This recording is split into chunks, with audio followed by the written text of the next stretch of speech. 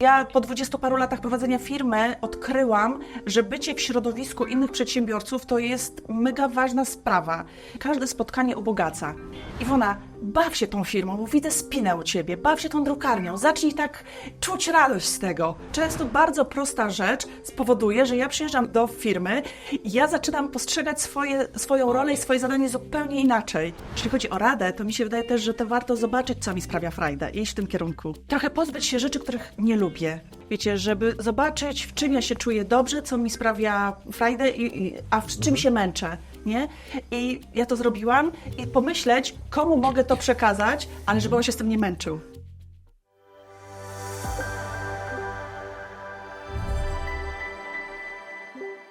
Drodzy widzowie, Wywiadownia Gospodarcza i kolejny odcinek, ale dzisiaj odcinek, jak wszystkie, ale wyjątkowy, z sensem.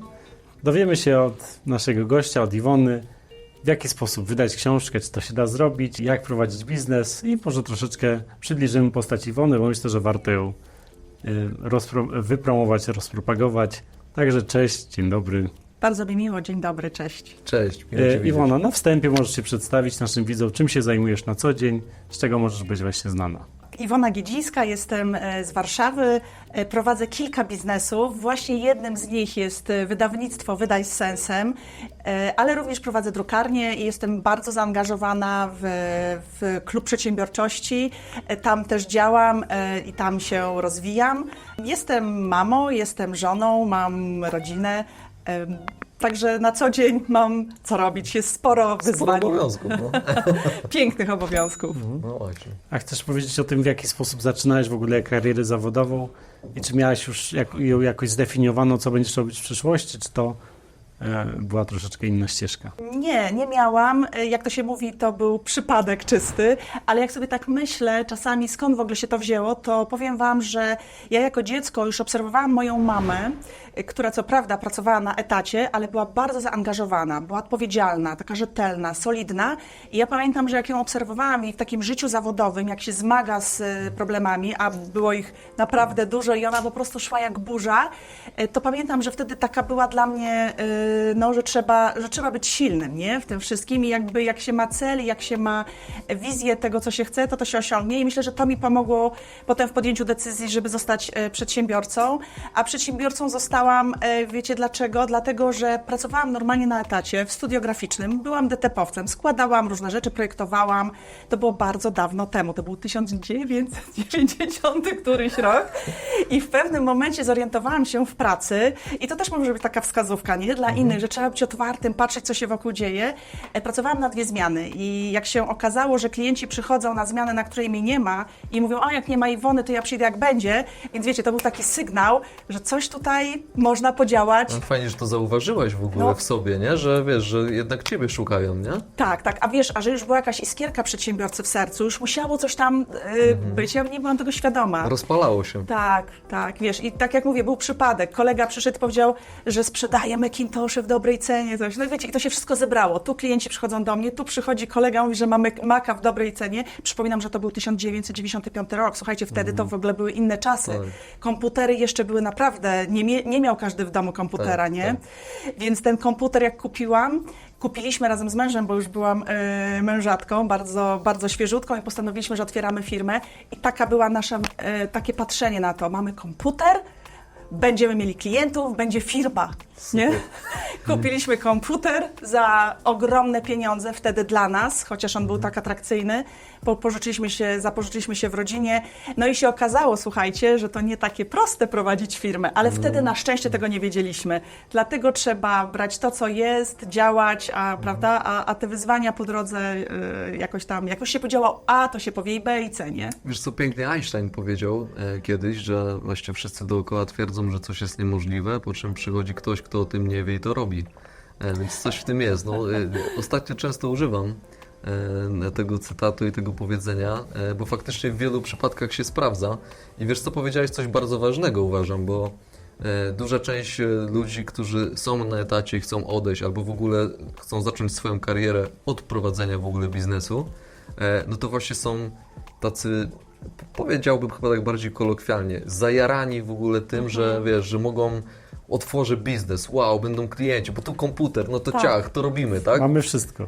I nagle się, wiesz, zderzasz z pierwszymi takimi wyzwaniami, bym powiedział, tak? Że okej, sprowadza cię to często na ziemię, no i opowiedz trochę, no bo to od razu wydawnictwo, od razu biznes. Nie, wydawnictwo generalnie jest bardzo świeże, dlatego że ja zaczęłam od studia graficznego. Wiesz, No, okej. wywodziłam się ze studia, to poszłaś umiałam, w tu studia. byłam fachowcem, kupiłam sobie komputer, kupiliśmy, nie? Założyliśmy No i działalność to Maca, gospodarczą. zaznaczmy Maca. Maka w latach 90. Macintosha, przepraszam. Tak, bo to- Macintosha, tak.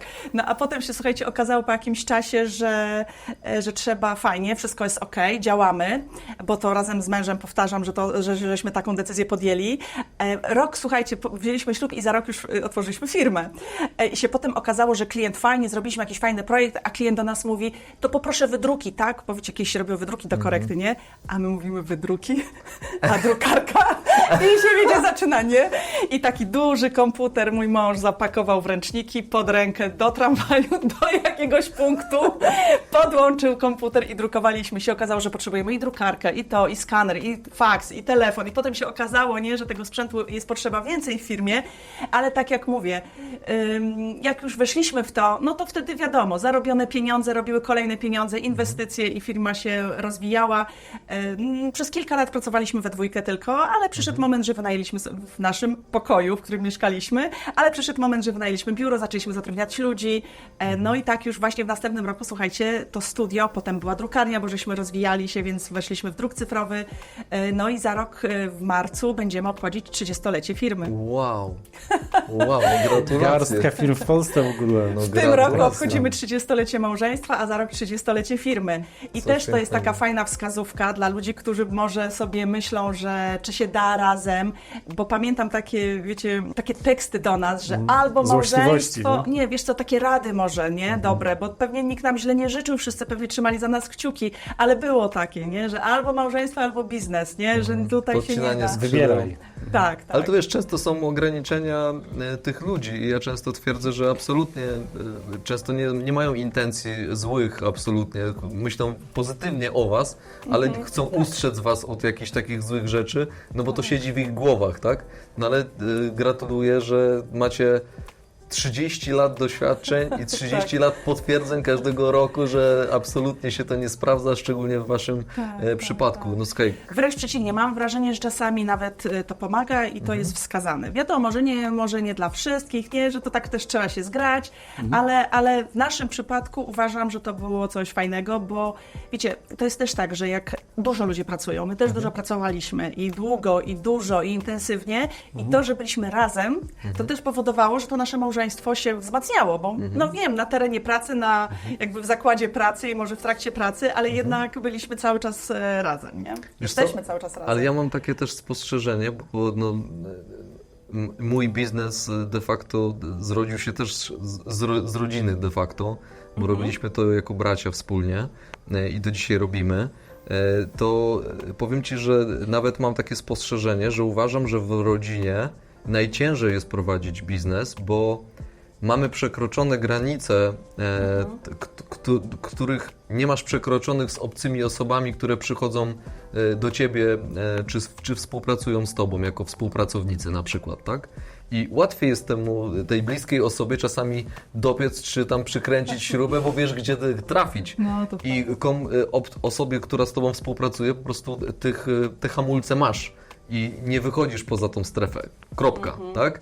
A tu uważam, że jednak jeśli przez tyle lat potrafiliście budować razem biznes, to powiem Ci, to jest totalnie coś wyjątkowego, dlatego że później z każdą następną osobą, która do Was dołącza jako do zespołu, to budujecie coś, co spotkanie z tą osobą, okej, robimy po prostu, tak? Pach 30 lat. Tak, tak. To znaczy, wiesz, bywa różnie, bywa pięknie, ale bywa też ciężko.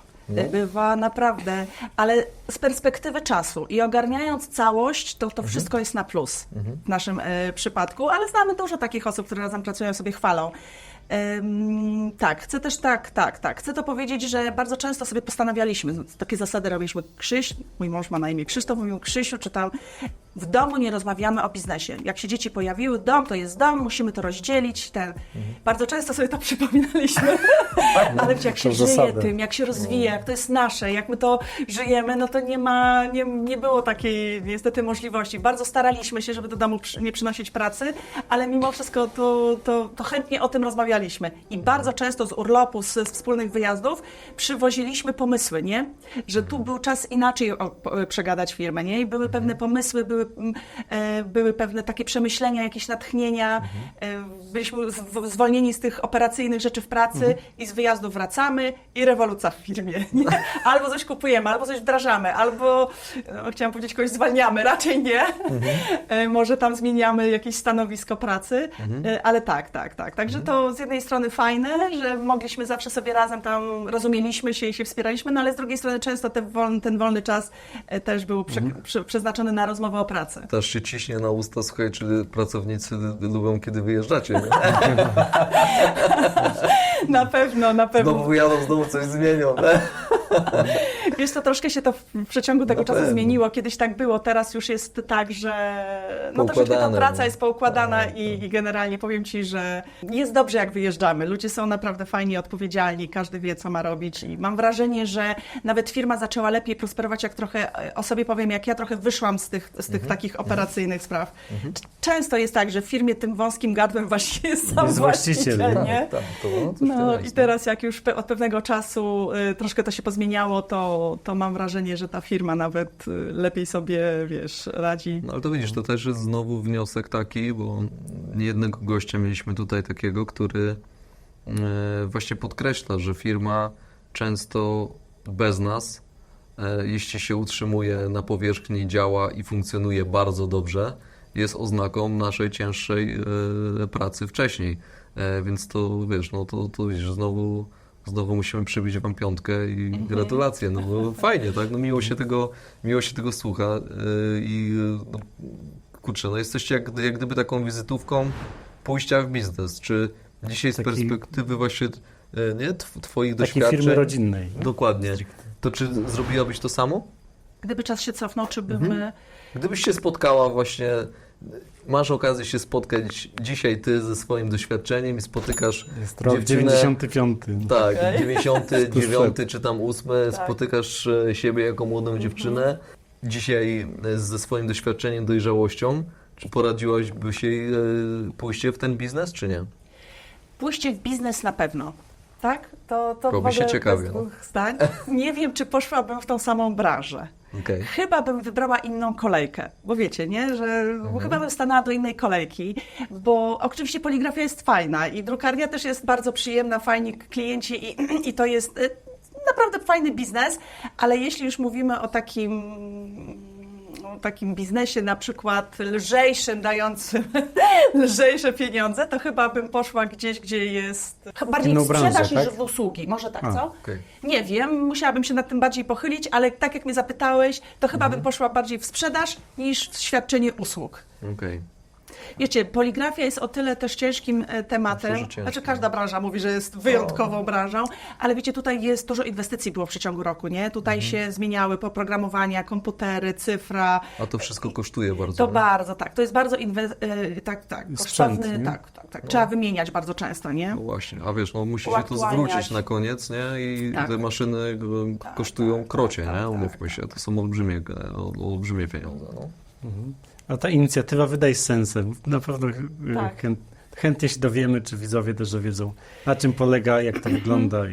Nazwa Wydaj Sensem jest z tego powodu, bo drukarnia nazywa się Drukuj z Sensem, więc jakby to tak rodzinnie dalej Wydaj Sensem. Czyli Wydaj Sensem to jest w ogóle fajna historia, dlatego że bycie przedsiębiorcą przez wiele lat przynosi różne, jakby jest się na fali, niżej, wyżej, ma się różne kontakty, możliwości, wiedzę w ogóle na ten temat. I wiecie, w pewnym momencie u mnie był ogromny przełom, dlatego że trafiłam do środowiska innych przedsiębiorców. kilkanaście lat temu ktoś mnie zaprosił na spotkanie networkingowe. Broniłam się bardzo długo przed tym spotkaniem networkingowym, dlatego że to się wiązało właśnie z wyjściem z firmy, trzeba zostawić tu tyle pracy, obowiązków, jak to w ogóle jest możliwe. No a po drugie zawsze to było takie, że trzeba się przedstawić, zaprezentować i jak człowiek pracuje w firmie, nie, no to jest nowość i trudność. I przez to, że jednak poszłam na to spotkanie networkingowe, zachwyciłam się taką metodą rozwoju i znajdowania i klientów. No to jest w ogóle I podobnych źródło ludzi do wielu. siebie po prostu chyba Tak, też, nie? tak. Wiecie, i wsiąkłam bardzo w to towarzystwo. Zaczęłam chodzić bardzo regularnie. Trafiłam do towarzystw biznesowych, pewnie wam znanych. Wizjonerem, założycielem i prezesem tego towarzystwa jest Maciej Gnyszka. I tam właśnie w tych towarzystwach biznesowych przez kilka lat intensywnie chodziłam jako przedsiębiorca, jako właściciel drukarni. Rozwijałam się, bo tam było dużo szkoleń, dużo wiedzy. Poszerzałam sieć kontaktów, znajdowałam innych przedsiębiorców, z którymi mieliśmy nić porozumienia i naprawdę to środowisko pozwoliło mi troszkę tak szerzej spojrzeć na bycie przedsiębiorcą, nie? Że właśnie się tam dowiedziałam, że warto pracować nad firmą, nie w firmie. Wiecie, to są takie oczywistości dzisiaj, ale odkrywałam po prostu nowy biznes, nie? W ogóle odkrywałam, co to jest prowadzenie firmy. Ciężko jest lekko żyć, nie? Piękny, nie słyszałam tego, fajne. I właśnie to środowisko dało mi bardzo dużo takiej odwagi w byciu lepszym, mocniejszym przedsiębiorcą, takim odważniejszym, w rozwijaniu troszkę takich skrzydeł, w dawaniu wolności pracownikom, we wprowadzaniu różnych zmian. I w pewnym momencie szukając i będąc otwartą na to, co się dzieje też właśnie w tym networkingu w Polsce, natrafiłam na drugi klub przedsiębiorczości i tam, słuchajcie, zachwyciłam się tak zwanym mentoringiem, pojechałam na mentoring. Na pewno wiecie, co to jest. Przedsiębiorcy jadą, mają mentora, siedzimy, rozmawiamy o naszej firmie. I właśnie tam, słuchajcie, jeden z mentorów wysłuchał mojej historii, opowiadałam o mojej drukarni, z czym się mierzę, co chciałabym zmienić. I on w pewnym momencie mówi: Iwona, ty otwórz wydawnictwo. I ja mówię: okej, ale to dla mnie obcy temat. Ja bym wolała z tobą porozmawiać o tym, co drukarni. już robię. Tak, a on mówi: otwórz wydawnictwo i następna osoba, proszę. Ja mówię: no ale ja jeszcze mam kilkanaście minut dla ciebie.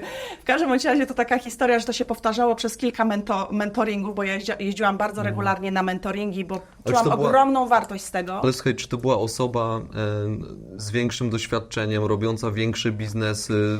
Mentorzy tacy są. To są osoby, to są przedsiębiorcy, praktycy. Jakby też mają taką charyzmę, że też i czytają ludzi i widzą. I on mnie naprawdę bardzo szybko rozszyfrował. Ja się broniłam. Spotkaliśmy się na kolejnym mentoringu i on mówi do mnie: czy otworzyłaś wydawnictwo? I ja mówię: Dawid, bo tak ma na imię ten mentor. Ja mówię: Dawid, tam są prawa autorskie, jakaś dystrybucja, to w ogóle nie jest moje. Wiesz, pomóż mi w mojej drukarni, chętnie, wiesz, powiem ci, z czym do ciebie przyjechałam. I on mówi: otwórz wydawnictwo. Ja czuję, że ty po prostu powinnaś mieć wydawnictwo. Wyobraźcie sobie, patrzę na następny mentoring co 4 miesiące, tak mniej więcej jeździłam. Patrzę, znów jest Dawid mentorem. Ja mówię: kurczę, otworzę mu to wydawnictwo. No po prostu, Żeby bo nie jak mnie pytał. zapyta, co to za Dawid problem się spokój, otworzyć no. firmę? Otwieram, nadaję PKD wydawnictwo. tak. Zapyta, to wydał. To powiem, że otworzyłam i da mi świetny Tak, jest, spokój. zobacz. Sprawdź sobie Dokładnie. Słuchajcie, tak zrobiłam naprawdę, żeby się troszkę tak już Obronić. tak, po prostu jakoś wyglądać w oczach mentora. I wyobraźcie sobie, że jak on usłyszał, że otworzyłam wydawnictwo, to mówi: weź długopis, pisz. I mi podyktował dokładnie, co powinnam krok po kroku zrobić, podał mi jakieś kontakty, dał mi po prostu taki pomysł na to wszystko. I wyobraźcie sobie, że jak wróciłam do mojej drukarni, to zauważyłam, że przez wiele lat wchodzili do mnie klienci drzwiami i oknami i potrzebowali usług wydawniczych, ale ja byłam ograniczona. Nie, ja mam drukarnię, ja ci wydrukuję książki, proszę te palety zabierz z tymi książkami, rób z nimi co chcesz. Nie, wiecie o co chodzi. Jakby nie byłam otwarta w ogóle. Nie połączyłeś My, tego. my tego nie robimy. Tak, nie mam tego w ofercie. W ogóle nie wiem, to nie ja, to nie moje. I jak wróciłam z tego mentoringu, już ta firma była zarejestrowana, to się okazało, że są ludzie koło mnie, bliscy mi, którzy potrzebują takich usług. No i się okazało, że ja się w tym bardzo odnajduję, ja to bardzo lubię, ja się w tym czuję dobrze, a dzięki temu, że właśnie jestem w takim środowisku jak Klub Przedsiębiorczości, gdzie tam jest mnóstwo kontaktów, gdzie ja mam bardzo dużo znajomych z różnych branż, więc natychmiast znalazłam kancelarię prawną, która mi przygotowała wszystkie umowy, prawda, które tam trzeba zadbać o pewne rzeczy. Natychmiast znalazłam osoby, które mi pomogły w dystrybucji, założyły mi stronę, sklep i to się stało, po prostu się stało. Wydałam już kilka książek. Fajna sprawa, słuchajcie. Jest to fajny kontakt z ludźmi ciekawymi, no bo jak ktoś już chce napisać książkę, to znaczy, że ma coś do powiedzenia. Dzisiaj wydanie książki jest dużo prostsze niż kiedyś. Jest to bardziej dostępne. A słuchajcie, a ten mentor, mój Dawid, po prostu wiedział, że ja mam zaplecze, ja mam studio graficzne, ja mam grafików, projektuję Wszystko na okładki, miejscu. ja składam, ja drukuję. Mi tylko trzeba korektorki, mi tylko trzeba dystrybucji. Więc on obiektywnie spojrzał Wszystko. z boku i mówi, kurde, no Jeden ma element dziewczyna dodać. wszystko pod ręką, no, słuchaj, załóż, dlatego ci wiesz, ale zobacz, że człowiek ma takie wyparcie, nie? Że od No razu nie. mówi, nie, po prostu no nie robię, no co on sobie wymyślił w ogóle, skąd sobie to wymyślił, nie? Tak. No właśnie między innymi na tych wszystkich mentoringach ciekawe. i w ogóle na tych spotkaniach Klubu Przedsiębiorczości, tam się też dużo nauczyłam właśnie takiej otwartości, takiej uważności na to, co się dzieje, nie? Tak pozwolić sobie nie być Czytać ograniczonym. no, nie? znaki. Znaczy to są faktycznie naturalni tacy mentorzy, że przychodzisz i od razu patrzysz na tą osobę i sobie myślisz, kurde, wow, no po prostu fajny człowiek, chciałeś czegoś nauczyć. Tak, powiem Ci, że to są osoby, które dużo też przeszły, mają ciekawą też historię, znają życie przedsiębiorców i naprawdę ich rady są bardzo konkretne, skuteczne, bardzo często proste, słuchajcie. To nie jest tak, że się tam jedzie ze skomplikowaną firmą i tam się dostaje skomplikowane zadania do wykonania. Ja na przykład dzięki tym mentoringom, jest tam z nami w Klubie Przedsiębiorczości jest bardzo dużo mentorów, ale jeden z nich na początku zrobił mi naprawdę rewolucję w głowie i zrobił mi rewolucję też w firmie i takie proste rzeczy. Ja usłyszałam taką rzecz od Damiana, naszego mentora klubu, powiedział tak: Iwona, baw się tą firmą, bo widzę spinę u Ciebie, baw się tą drukarnią, zacznij tak czuć radość z tego. Taka prosta rada, ale rzeczywiście tak było, słuchajcie, że ja byłam taka skupiona na tym, co by tu jeszcze rozwinąć, jak by to zrobić, dlaczego mi to nie wychodzi. I on mówi, po prostu wyluzuj, zacznij się tym bawić, czerp z tego radość, daj coś klientowi, bądź bardziej hojna. Nie, takich różnych rzeczy mi dał. Oczywiście tam były też konkretne, że muszę coś, no, też były konkrety, ale to jest taki przykład, chcę Wam powiedzieć, że często bardzo prosta rzecz spowoduje, że ja przyjeżdżam do firmy i ja zaczynam postrzegać swoją rolę i swoje zadanie zupełnie inaczej.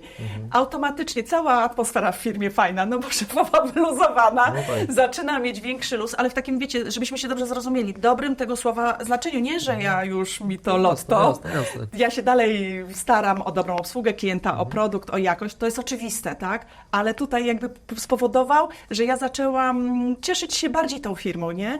Że zaczęłam patrzeć na tą firmę, że to ma być fajne i dla mnie, i dla mojego męża, i dla moich dzieci, i dla moich pracowników, i dla moich klientów. Bez partnerów strategicznych ten program nie mógłby się odbyć. Trenda Group. Kompleksowe wsparcie dla biznesu w zakresie transakcji, sporów, podatków. Drodzy widzowie, za nami kilkadziesiąt już odcinków Wywiadowni Gospodarczej, za nami też premiera książki mojego autorstwa, czyli Tomasza Ostojskiego, pod nazwą Ostoja Inspiracji. A tutaj najciekawsze podpowiedzi, refleksje i patenty na to, jak odnieść sukces w życiu i w biznesie. Także są w środku podpowiedzi, refleksje naszych gości. Link w opisie, a ja zapraszam. Jeżeli ten mentor to jest Damian z firmy Kuna System, to ma nawet, poświęciłem mu nawet osobny rozdział w książce Ostoja Inspiracji, do której odsyłam, bo to nieprawdopodobna postać. Z wyglądu przypomina teraz trochę Bruce'a Willisa. Możemy pozdrowić Damiana Oczywiście, że Abramowicza. pozdrawiam. Pozdrawiamy, absolutnie. No to widzisz, i okazało się, że ta rada czerp z tego więcej frajdy, więcej luzu. Chyba też inna firma wpłynęła dobrze i na tobie, na ciebie, na twoje samopoczucie, formę też taką psychiczną. Tak, zdecydowanie tak. To jest taka rada, którą też innym możesz udzielić? Żeby więcej czerpali frajdy z tego, co robią? Żeby czerpali frajdę z tego, co robią, jak najbardziej, ale wiecie co, jest też wydaje mi się, że jeśli chodzi o radę, to mi się wydaje też, że to warto zobaczyć, co mi sprawia frajdę i iść w tym kierunku.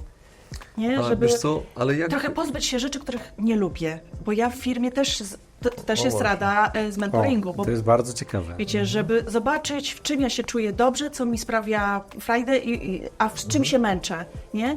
I ja to zrobiłam i pomyśleć, komu mogę to przekazać, ale żeby on się z tym nie męczył. Ale wiesz co, to jest super, co powiedziałaś, bo właśnie od razu sobie tak o tym myślę, że wszyscy mówią, znajdź to, co sprawia ci przyjemność. I zazwyczaj ludzie nie potrafią tego znaleźć. Często ludzie nie mają hobby, często nie wiedzą, co lubią. Ale no, każdy z nas jako dorosły człowiek wie, czego nie lubi, tak? Więc to jest fajne, co powiedziałeś, że może zacząć od tego, czego nie lubisz i wytnij to, czego nie lubisz. Ja oczywiście zdaję sobie sprawę z tego, że czasem nie można zmienić pracy z dnia na dzień, bo nie wiem, mamy jakieś zobowiązania, mamy jakieś obowiązki, mamy inne rzeczy i musimy to w jakiś sposób poukładać, ale spróbujmy zmienić to w takim razie te rzeczy, które nam nie pasują, wytnijmy to w pioruny, Tak. bo nagle się okaże, że zostaną nam rzeczy, które po prostu lubimy i zaczniemy mieć przestrzeń na rzeczy, które zaczniemy zauważać, że wow, ale przecież mam to codziennie, tak? Miałem to jak pod nosem. To tak jak ty Tak. pod nosem właśnie widzisz z tym wydawnictwem, tak? Że masz to samo i jak w pewnym momencie biegamy z pustą taczką, no bo spotykam wiele też takich osób, które biegają ciągle, gdzieś są. Ja mówię, kurczę, poczekaj, zatrzymaj się, ty masz w ogóle jakąś chociaż godzinę dla siebie, żeby się zastanowić, czy ty masz sens w ogóle biegać? No wiesz co, że nie mam. Ja mówię, no to może bez sensu biegasz. No, może. No i wiesz, często takie są rozmowy, nie? Wiesz, i takie zdanie komuś może dać do myślenia, No nie? tak, no ja też to dostaję, więc uwielbiam, nie ukrywam, że uwielbiam te nasze spotkania tutaj właśnie z przedsiębiorcami i nie tylko, bo to też są często menadżerowie, osoby z różnych zawodów, z różnych branż, ale uwielbiam te spotkania, dlatego że każda z osób, naszych gości jest naprawdę totalną inspiracją, nie tylko dla nas, ale uważam, że dla widzów również i potrafią dostrzec, no ja już z tego spotkania za to Ci dziękuję, że wywalaj złe rzeczy, tak? Ze mną to zostanie, tak? Więc ja będę Cię kojarzył, żeby wywalać złe rzeczy, tak? Z tą podpowiedzią. Z tą podpowiedzią, absolutnie, tak? I sugeruję, żeby to robić, bo to jest, uważam, genialne, tak? Bo skoro nie umiemy znaleźć to, co nas kręci, to wywalmy to, czego nie lubimy po prostu, nie? Bo często ludzie się męczą. Dlatego zobaczcie, jak ważne jest spotykanie się z innymi ludźmi, nie? Bo zobaczcie, to co ty powiedziałeś, każde spotkanie ubogaca. Tak. Wydaje mi się, że ja nie mogę nic dać. No cóż, jestem po prostu osobą, która prowadzi drukarnię, wydawnictwo. No cóż ja komuś mogę dać? No a tutaj jakby powiedziałeś, że czegoś tam, coś tam Już teraz, czerpnąłeś, no. także Ci dziękuję bardzo, dodałeś mi odwagi. No, dziękuję bardzo. No. Ale to jest bardzo ważne też dla przedsiębiorców, czy świeżych, czy nowych, czy już nawet takich, słuchajcie, no ja po 20 paru latach prowadzenia firmy odkryłam, że bycie w środowisku innych przedsiębiorców to jest mega ważna sprawa. I gdybym ja trafiła do środowiska, no do tego klubu przedsiębiorczości, w którym teraz obecnie działam i z którego tak bardzo czerpię i który dodaje mi tyle siły i odwagi i energii do pracy i do działania i do rozwijania się, gdybym ja trafiła do takiego środowiska naście lat wcześniej, tak. Aczkolwiek wiecie, nie ma co żałować, trzeba Dokładnie. brać to, co jest dzisiaj i jakby...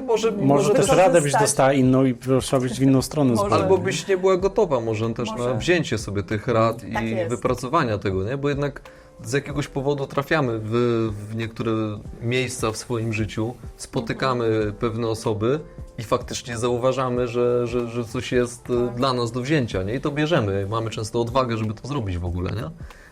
Więc myślę, że tak, no. W ogóle warto otaczać się ludźmi, czerpać od nich, słuchać, nie korzystać właśnie z tych rad, z doświadczeń, żeby nie odkrywać zawsze tej żarówki od nowa, nie, że ja tutaj będę miotała się czy ze swoim wyzwaniem, a tu już tyle ludzi to przeszło i wystarczy krótka rozmowa i ten mój problem okazuje się, że to jest taki już jest rozwiązany, nie? Fajnie, Że także ktoś z warto mieć doświadczeniem autorytety. słyszy, jest w stanie szybko dać diagnozę, co zrobić. Nie? Tak. Wiesz co, zastanawiam się, czy moglibyśmy jeszcze dodać coś dla przedsiębiorców jako takie rady, bo 30 lat doświadczenia i prowadzenia biznesu jest imponujące, naprawdę. No naprawdę, słuchaj, no jest Kiedyś mało. też tak powiesz, wiesz. Życzę To sobie kwestia tego, czasu. życzę sobie tego na pewno. Chciałbym, na pewno bym chciał, ale naprawdę jest to imponujące, bo przez 30 lat dajesz sobie pracę i pracę innym i tworzysz ją po prostu po swojemu, wedle jakiegoś swojego takiego, wiesz, z jednej strony widzimisię, uznania, zmian, które mam, czy które cię otaczają. To jest wyjątkowe. Że nie? masz też taką sprawczość, nie? No. I to jest przewaga własnej firmy, że wracam po mentoringu, po weekendzie, po urlopie, zmieniamy i to się dzieje. Tak, ale wiecie co, też firma, ja uważam, oczywiście ja mam firmę poligraficzną, dużo sprzętu, dużo maszyn, dużo linii produkcyjnych, ale firma to ludzie. I tutaj tu też jakby ten sukces, jeśli możemy to w takich No, absolutnie. kategoriach, to naprawdę to są nasi, tutaj jest mój zespół i moi pracownicy. Wyobraźcie sobie, że niedługo będziemy obchodzić 24-lecie pracownika naszego jednego, Huberta.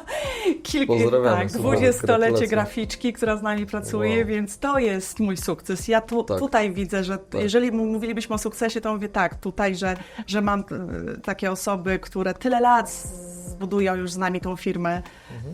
No i mamy się dobrze i mam nadzieję, że jeszcze, chciałabym się powiedzieć drugie tyle razem, ale pewnie już.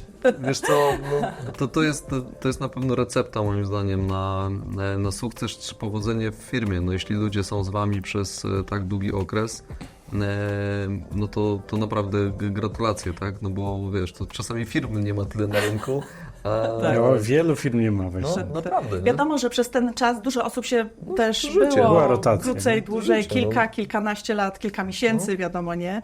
Ale tak, ale tutaj się bardzo cieszymy, bo to jest ogromna wartość naszej firmy, nie? Że właśnie mamy taki fantastyczny zespół i każdy sobie fajnie. Zaczęliśmy trochę rozmawiać o książkach, w tym sensie, że jak ktoś ma w głowie już, czy ma doświadczenia i chce tą książkę napisać, to może się z wami tutaj skontaktować, Tak. z Wydaj z Sensem.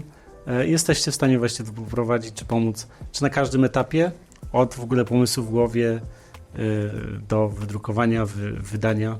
Tak jest. Albo od samego początku do samego końca, od samego początku, to znaczy nawet od napisania książki.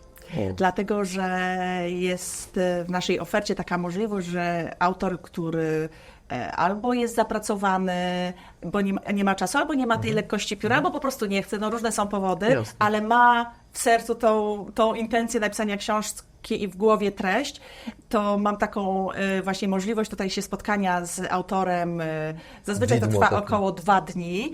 Rozmawiamy tak jak teraz, pijemy dobrą kawę, nagrywamy oczywiście, spotykamy się w trójkę, czyli autor, wydawnictwo czyli ja i ghostwriter. Rozmawiamy, co w książce ma być, jak to ma wyglądać. Oczywiście słowo mówione jest inne niż pisane, potem potrzebujemy troszkę czasu, żeby to spisać.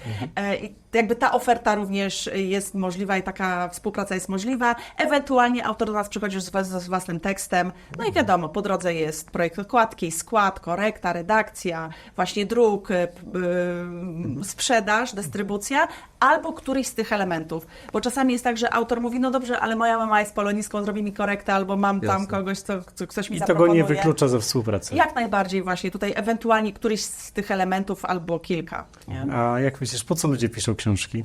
Z mojego doświadczenia, z moich autorów, których mam w swoim wydawnictwie, to są naprawdę bardzo ciekawe osoby, które mają ogromne doświadczenie. Zazwyczaj to są przedsiębiorcy, bo jestem w środowisku przedsiębiorców, więc jakby też takich autorów przyciągam. Niełatwo mieli drogę, niełatwo było osiągnąć to, co osiągnęli. Bywały różnego rodzaju sytuacje trudne i chcą się z tym podzielić, bo wybrnęli z tego, mają już jakieś doświadczenie i bardzo często te książki są też poradnikami, nie?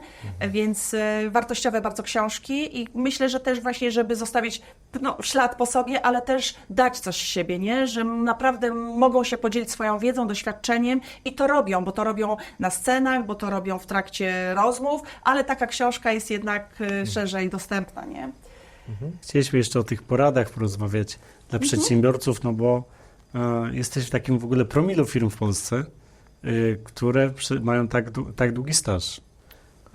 Myślę, że to jest mniej niż 1, może mniej niż 0,5% w ogóle firm wszystkich w Polsce, które są na rynku od 30 lat. Przetrwały przetrwały wszystkie zmiany i rynkowe, i zmiany technologiczne, bo to też była Czasami zmiana. ledwo, ale przetrwały. Bo też przeżyliście chyba kilka zmian takich technologicznych w ogóle. Tak. Wiesz co, jeśli chodzi o te porady i mojego doświadczenia, to myślę, że też warto mieć, właśnie te osoby, z których czerpiesz, ale też takie autorytety. I jeśli mogę tutaj się podzielić taką osobą, która Pewnie. mi bardzo już naprawdę od nastu lat jest ze mną i mi bardzo pomaga i wspiera. I to jest osoba, która pierwsza przychodzi do firmy i ostatnia wychodzi, wszystko zamyka, wszystko ogarnia i jak ja czegoś nie wiem, to do niej się zwracam. To jest patron mojej drukarni. To jest święty Maksymilian Kolbe. Nie wiem, czy znacie człowieka. Pewnie słyszeliście, Trochę słyszeliście. ale Przed pewnie wojną też wielkie, wiecie. No. No właśnie, że też prowadził wydawnictwo. Dokładnie, wydawnictwo i drukarnię. Wiesz, i jak ja go Nie wiedziałem przyjęłam tego. jako patrona, to po prostu nie miałam pojęcia jeszcze o moim wydawnictwie, więc on był dla mnie guru drukarzem był po prostu. Więc powiem wam, To ciekawe. więc jego historia jest bardzo ciekawa.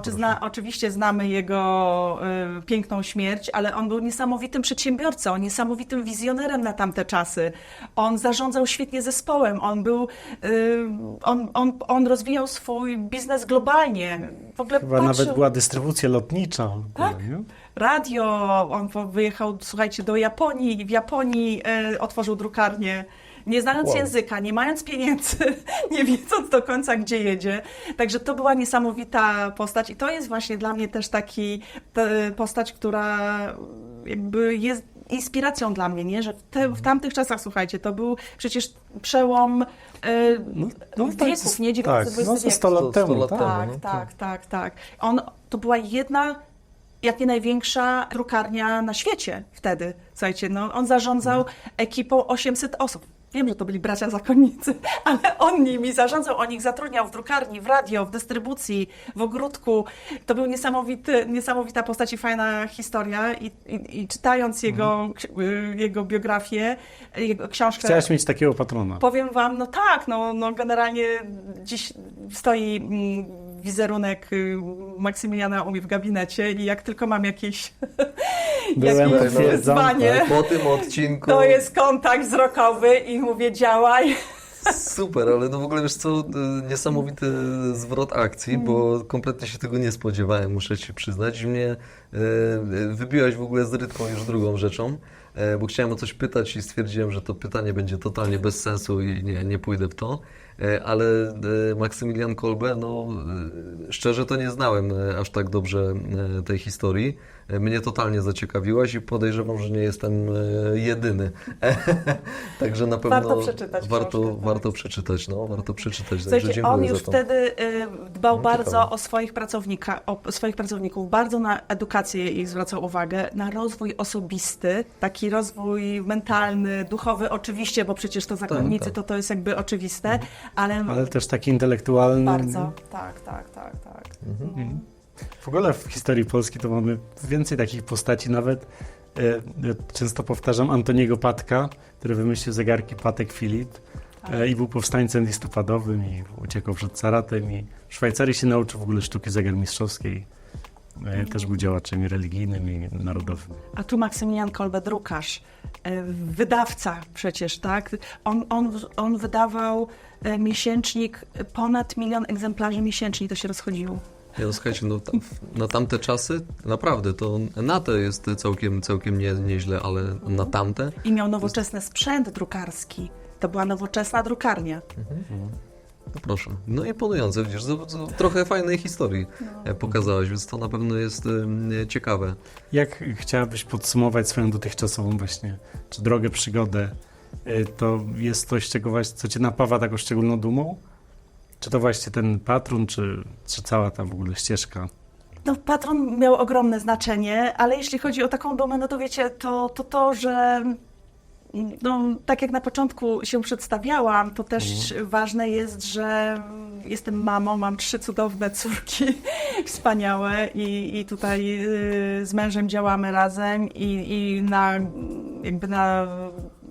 tym poletku i zawodowym, i rodzinnym.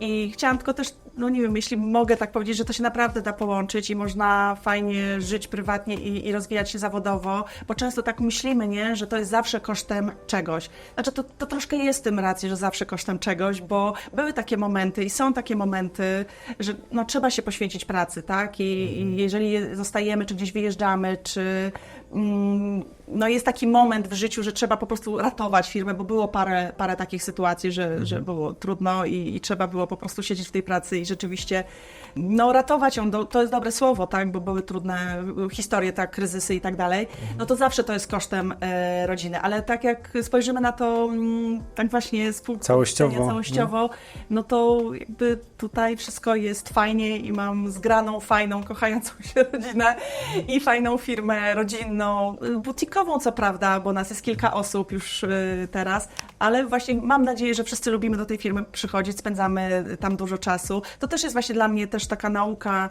wyciągnięta z tych kontaktów i słuchania innych ludzi sukcesu, żeby tworzyć to środowisko. Gdzie się nie jest, to żeby zostawić coś dobrego po sobie, nie? Czy to jest praca, czy to jest dom, żeby ci ludzie, którzy są koło ciebie się rozwijali, czyli w domu dbamy, wiadomo, dzieciaki o siebie nawzajem, a w pracy o naszych pracowników, nie? Że to są nasi, trochę jesteśmy takimi liderami, animatorami, w zależności jak to powiemy, ale trochę jesteśmy odpowiedzialni za tych naszych ludzi, którzy u nas pracują, a nawet nie trochę, tylko bardzo, a potem co za tym idzie, za ich rodziny, więc to ważne, żeby oni przychodzili do pracy, dobrze się czuli, żeby tu nie mieli stresu, żeby wracali do domu i nie musieli przelewać na tych ludzi, na swoje dzieci, czy współmałżonków, tych emocji z pracy, nie? Wiadomo, pracować trzeba, to ja zawsze mówię, słuchajcie, pracować trzeba, ale spotkajmy się, zróbmy coś fajnego razem, wypijmy razem kawę, cokolwiek, nie? Żeby było po prostu fajnie i miło. Branża faktycznie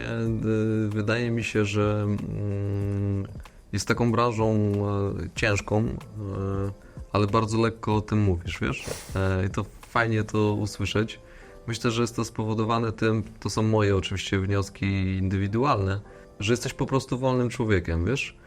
I miałem okazję poznać twojego męża i znam go jeszcze krócej, ale też mam takie wrażenie, macie jakąś aurę taką dookoła siebie, że po prostu jesteście uśmiechniętymi, pozytywnie nastawionymi ludźmi i pomimo tego, że i 2008-2009 rok waszą branżę, nie tylko waszą, dotykał kryzys, ale bardzo mocno, a z racji tego, że te koszty i sprzęt był bardzo i jest bardzo drogi, to powodowało, że wiele firm z waszej branży upadało i to naprawdę z górki bardzo mocno na głowę i branża się strasznie przeczyściła. Wiesz co, naprawdę cieszę się, że wy przetrwaliście, że daliście radę pokonać te wszystkie przeszkody, które stały, a stały i to duże, uważam. Gratuluję, że macie pracowników z takim dużym stażem, bo to jest naprawdę efekt waszej pracy i cieszę się, że zechciałaś poświęcić nam trochę czasu, opowiedzieć swoją historię, podzielić się doświadczeniem. Osobistą w dużej mierze, nie? Bardzo. Niechcący. Ale to dobrze, to doceniamy w ogóle tą otwartość. Tak, no ja, tak jak powiedziałem wcześniej, na pewno zapamiętam to, żeby wycinać te złe rzeczy, więc za to serdecznie Ci dziękuję, super, naprawdę. No. I jak się czujesz, warto było przyjść? Nie, no jasne, pewnie, że tak. Dziękuję wam bardzo, bo to wiecie, jest takie troszkę podsumowanie mojego życia. Tak niechcący się tak, wiesz, wiecie. No na tym etapie. No. No, tak, No. tak. Słuchaj, no, dziękujemy Ci jeszcze raz, że zechciałeś do nas wpaść, opowiedzieć o swojej historii. Oczywiście odeślemy do Waszych firm link pod tym odcinkiem, więc serdecznie Was zapraszamy. No jak widzicie, jeśli chcielibyście napisać książkę, a nie możecie się zebrać, to się okazuje, że w wywiadowni gospodarczej spotkacie kogoś, kto jest w stanie ogarnąć Wam wszystko, albo w jakiejś części, którą sobie zażyczycie, bo to jasno dzisiaj wybrzmiało. Więc serdecznie dziękujemy za Twój czas i do zobaczenia w następnych odcinkach. Pięknie dziękuję. Dzięki. Dzięki.